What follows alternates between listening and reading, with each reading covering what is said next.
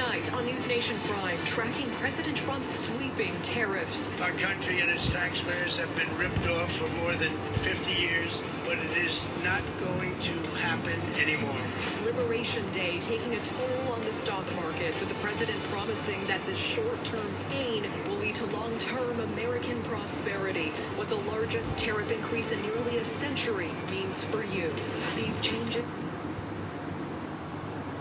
hands-off protests against the president and his administration. We are live at the White House tracking the latest. And a mistaken deportation with a man sent to a Salvadorian mega prison in error. In a blink of an eye, our 3 children lost their father, and I lost the love of my life. The 29-year-old Salvadorian national taken out of the U.S., with the White House now claiming he has gang ties. The brutal MS-13 gang, which this president has designated as a foreign terrorist organization. What's next as the Trump administration fights a judge's ruling to return this man to the U.S.? Plus, an undocumented migrant accused of murdering a mother of 5 on trial. Rachel Morin was on a run when her killer, hiding in a drainage culvert, attacked and raped her.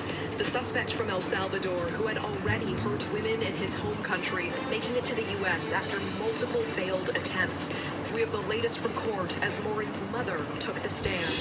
And is a move to Mars in our future? Elon Musk is set to send a rocket there next year, predicting that humans will be on the red planet as early as 2029. The goal, a self-sustaining city in outer space within our lifetime. Renowned physicist Dr. Michio Kaku is weighing in on this Mars mission tonight on Prime. Live from NewsNation headquarters, this is NewsNation Prime.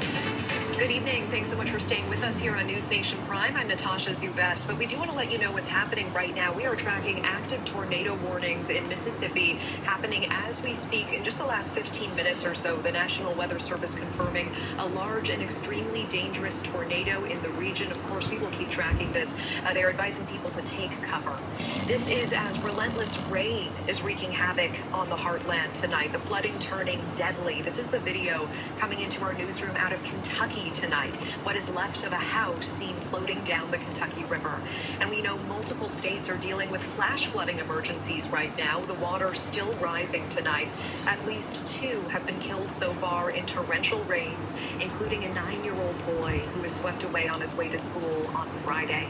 And we're also tracking tens of thousands of rallies, rather tens of thousands rallying in so-called hands-off protests against President Trump and what organizers are calling a hostile takeover of our country. There were demonstrations in all 50 states today. Those protests coming on the heels of the president's Liberation Day, the largest tariff increase in nearly a century, adding a 10% universal tariff on all imports into the U.S., plus additional tariffs on more than 180 countries across the globe. And this includes even the Heard and McDonald Islands near Antarctica, an uninhabited Australian territory filled with penguins. Well, the sweeping changes startling the stock market in its worst week since the breakout of COVID in early 2020. The president, however, not budging, posting on Truth Social, quote, "My policies will never change. This is a great time to get rich, richer than ever before." One GM plant in Indiana already planning to pump up American production, expanding its operations to make more trucks like the Chevy Silverado and the GMC Sierra. NewsNation's Libby Dean live for us at the White House tonight with the very latest on all of this. Libby. Natasha, despite that record drop on Wall Street this week, after President Trump announced those tariffs, the White House insisting the economy itself is strong, pointing to that low inflation and good jobs report we saw this week. And President Trump already at the negotiating table with one Asian country, slapped with those tariffs above 45% this week. Now that country now working with the White House here to drop its tariffs all the way to 0.